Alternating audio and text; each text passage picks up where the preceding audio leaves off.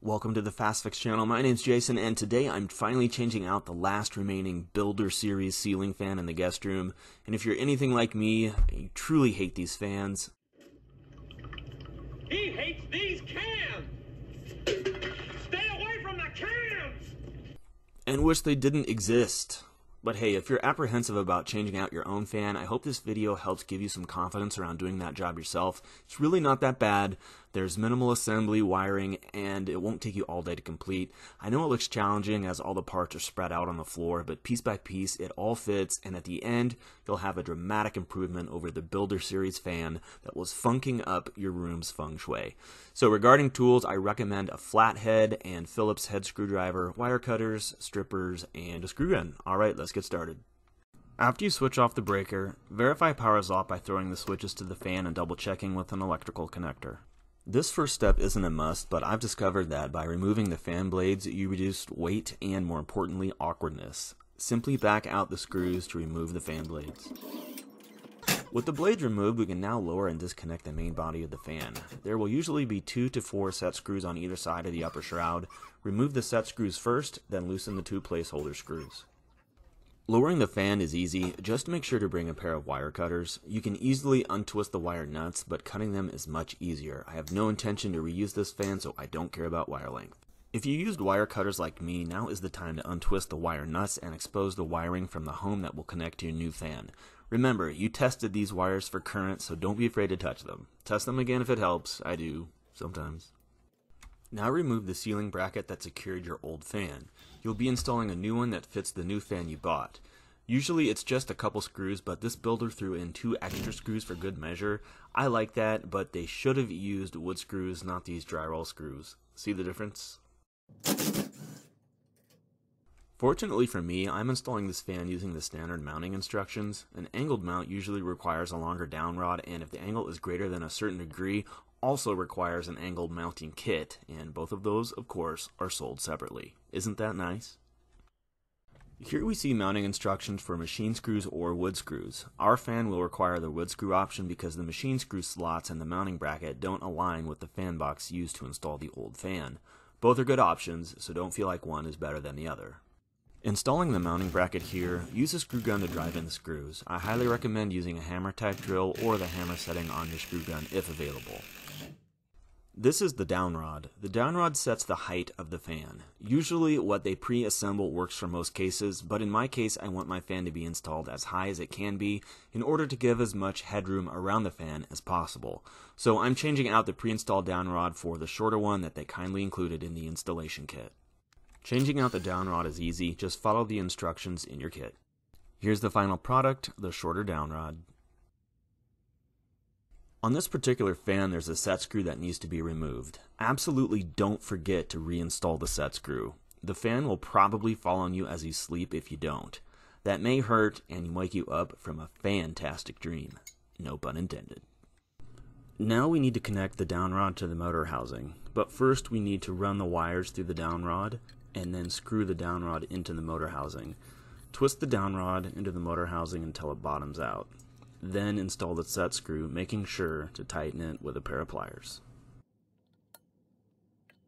Now that the wires have been ran through the down rod, we need to trim off the excess length. I'm using the grounded wire that was already attached to the down rod and leaving about 8 inches of total length for all the wires. Probably the easiest part of this whole installation, install the canopy. Now it's time to mount the motor housing to the fan bracket that you installed earlier. This particular fan simply slips over the fan bracket and rests in a secure mounting point. Gravity will do its thing and help us to secure this. If your fan is equipped with a remote, place the remote receiver in the proper place according to your instructions. Mine fits snugly in the fan mounting bracket. Now the fun part, the wiring. Honestly, it doesn't get too much easier than this, so no need to be worried about getting this wrong. Simply follow the instructions for your application, but generally the same color wires will connect to each other. In my case, I had one off-color connection, but other than that, it was very straightforward. In my opinion, the biggest hassle with wiring is nesting all the wires in a cramped space. Use your best judgment, but trim excess length if you need to, and do use all the space available to you. In my case, I hid the wires on all sides and even pushed some up into the fan mount attached to the ceiling. It's not hard and you'll get this, it just might take you a few tries. The first connection I make is the ungrounded black wire from the ceiling to the black wire from the receiver. Next, I'll connect the off-color connection. This is the yellow wire from the receiver to the black wire from the fan. Then we'll connect all the white wires together, as seen here. Next, the blue wires get connected. After that, I'll connect the grounding wires, which are the green with yellow stripe, and the bare copper wire coming from the ceiling. This fan doesn't require the red wire from the home's wiring, so we'll cap that off with a wire nut. Now we're ready to hide all the wires and attach the canopy to the fan mounting bracket. Again, hiding wires can be irritating, but after a few tries, you'll figure it out and get it done. After you find places to nest the wires, it should look similar to this. Now simply push the canopy up and attach the provided screws. If you haven't done so already, put the fan blades together per the instructions in your kit. Mine's sandwiched together like this. It's very easy. Now attach the fan blades to the fan motor. It helps to have an extra set of hands during this part, but you can get it done yourself. Use the screws provided to loosely connect the blades. Then once all the blades are connected, tighten them up. Now I'm installing the upper switch housing, which requires that I start 2 screws, fit the housing on, then install a set screw. I can finally tighten the other 2 once that set screw is installed.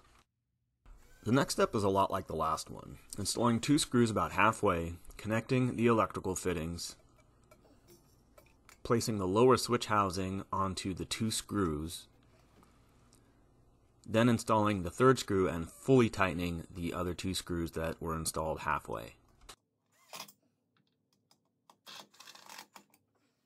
We're on the home stretch at this point and just have to place the final touches. Install the bulbs and the glass, then we are done. Alright, once we got the circuit breaker back on, we can test our work. And look at that, light functions, so that's a very good thing. Now let's test the fan function. And that's working too. And this fan actually spools up pretty quick and slows down pretty quick. It's quiet. It moves a lot of air. I love it. It's reminiscent of an airplane prop, which actually motivated me to buy it. So anyway, if this video helps you, please help me and hit like and subscribe. It makes a world of difference. Thanks for watching. Have a great rest of the day.